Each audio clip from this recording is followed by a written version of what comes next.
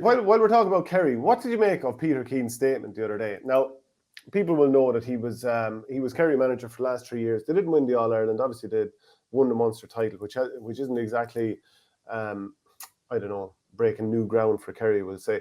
But he came out with a statement because Jack O'Connor was installed as manager and said, Unfortunately, losing the semi-final by 1 point in extra time to the eventual All-Ireland winners led to a decision to end the work we had started and the momentum we had built. I know the players very much wanted us to continue with our project. They were the reason I wanted to stay. We were a united Kerry team with a great sense of purpose and ambition. All the players communicated to the county board subcommittee their strong preference for the present management to be retained.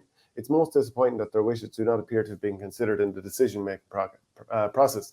I find this very unusual to come out with a statement like this because what's to be achieved? Now, I like that he's talking, and I mean, too often when you talk to Peter Keane in the media in the last few years, interview him after a match, he's telling you up is down, left is right.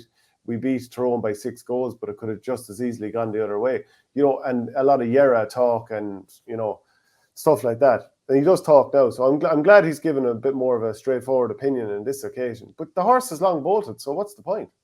Yeah, it's an interesting one, Shane. I think the Kerry County Board have definitely not covered themselves in glory here. First things first, they basically said that the job was essentially up for tender without mentioning Peter Keane's 3 years or without thanking him for anything or anything like that. So the writing was on the wall for Peter Keane at that stage when he basically had to reapply for his, you know, what was his own job. We saw the same with Mickey Hart. He reapplied essentially for his own job and wasn't going to get the job. I don't understand why the Kerry executive had clearly made a decision, and that was that Peter Keane wasn't going to be manager for 2022. I don't understand why that wasn't conveyed to him. And if that had been conveyed to him, I'm sure he probably would have stepped aside from the race. And Kerry would have thanked him for what he's done over the last 3 years, regardless of whether they won. Like, they still won 2 Munster titles. It's not as if they won nothing, and they won the league last year as well, didn't they? Just, I think far too often in the GAA we're looking just to the next thing, the next manager, and we forget about the service that Peter Keane has given at senior, minor level, development squad level, and we just cast people aside. Like, I put it to you this way: will Peter Keane be involved with Kerry at any age group in the future after how he was treated here? Well, you probably would have said that about Donal Maloney and Jerry O'Connor, and yet Donal Maloney, is it Donal Maloney who is involved with player underage now? So, and then, yeah. But I don't understand. It's a fair point, though. It is a fair point. I don't understand why we have to, why do we have to kick somebody going out the door? And like, why didn't Kerry just come out once Jack O'Connor was announced, come out and say, thanks, a nice statement towards Peter Keane, the 3 years he gave, All-Ireland winning minor manager, 2-time Munster winning manager. Fair enough, they didn't get where they wanted to get, but thank him for all his service to Kerry GA, and we look forward to whatever. We look forward to having you on board again in the coming years. Similar thing happened with Pat O'Shea, to the best of my recollection. When he stepped away from Kerry, there was a lot of rancour around that as well, and I believe there were grievances with the Kerry board, and could still be grievances with the Kerry board with how he was treated. I just don't understand. And same with players. It's almost like everybody is disposable, and we never think of, we never just think of the service that they've given, players or management or whatever. Like, they've given an awful lot of time. I just think this has been horribly dealt with from start to finish. I don't know if Peter Keane coming out with a statement is the right thing, but at least he's getting his side across, and rather than the narrative going in whatever direction, he's saying this. Now, did all the players convey that they wanted the management to stay on for 2022? I find that hard to believe. Well, what I would take that as being, number one, I do think it's been horribly dealt with by Kerry County Board, and we've kind of said that in the last few weeks. So I just wanted to underline that once again. When you hear that, the statement is very clear, all the players communicated it to the county board. Now, I don't know if all the players did, but what probably happened is there was probably a vote, and then come back to the management. Do you want us to stay on or not? I'm sure that's how the conversation happened between management and players. They came back and said, yeah, we want us to stay. But that probably would have been a vote. So you don't know if that was like 51%, 49, and then you're there deciding, okay, that means the players want me to stay. So therefore, you're, as manager, saying to the county board, well, look, all the players want me to stay because the vote carried.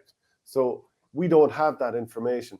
But I think in terms of his own catharsis, it might be great to get that off your chest and get it out there in the public that everyone wanted me to stay. But like, those players are now going to be in a dressing room with Jack O'Connor. As Trumpspieler says here, the breakups are never easy, and Mark Corcoran adds it puts the pressure on Jack O'Connor. Patrick Hickey said he's saving face. But like, those players are going to be in the dressing room with Jack O'Connor next year. I mean, once you're out of the dressing room, people quickly forget about you and move on to the next guy. I mean, especially if you haven't actually won the All-Ireland, which Kerry's players, like all year, I thought Kerry were not going to win an All-Ireland for the reasons that they didn't. They just didn't quite have the mettle when it came down to it. Really fine margins, but I wouldn't have seen them winning an All-Ireland final if they had to get through against Tyrone. But like, it's just the horse has bolted. I mean, if you had to put out that statement publicly before Jack O'Connor was interviewed, like Jack O'Connor went onto a podcast and talked about the allure of the job. Then he steps down as Kildare manager.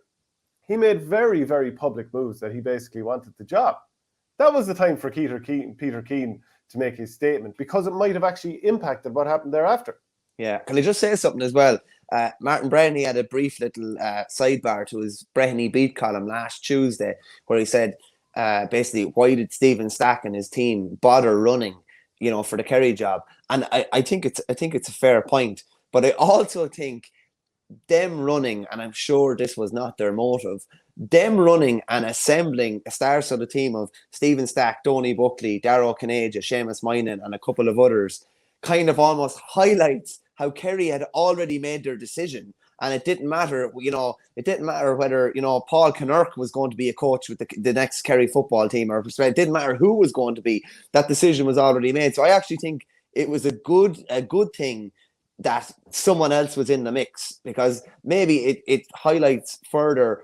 I'd say that maybe it wasn't the best ran kind of managerial process that there has been in recent years. Yeah. It looked like it was signed, sealed, and delivered before the process even started, basically, once Jack O'Connor made overtures. And the pressure is on him. I do think it's really interesting who the first Kerry player is to do an interview with a paper or a podcast of any kind. So they're going to be asked about Peter Keane. Did the players back Peter Keane? And then they're going to have to say, so did you back the previous manager to be manager now? And do you back the current manager? Like, it's a bit of a thankless situation. Yeah, and I do feel sorry for Peter Keane in this situation, because I don't think he was treated particularly well. Like, that's just underlining that once more. But I do think it's hilarious as well, though, Shane, that Peter Keane, who wouldn't say anything to the media over the past 3 years, and I was down in Current for his first interview, where he talked less in riddles than he did over the subsequent 3 years.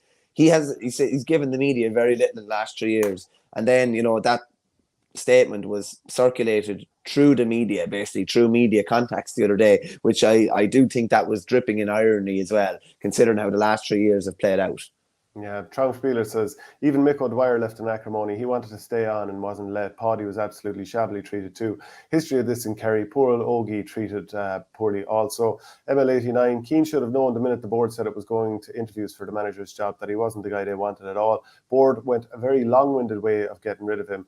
Ned O'Sullivan is another one who's been added to that too. If you enjoyed this piece of content, please follow us on YouTube by hitting the subscribe button in the bottom right-hand corner of the page, which helps the channel grow. And if you want audio podcasts, go to patreon.com/ourgame.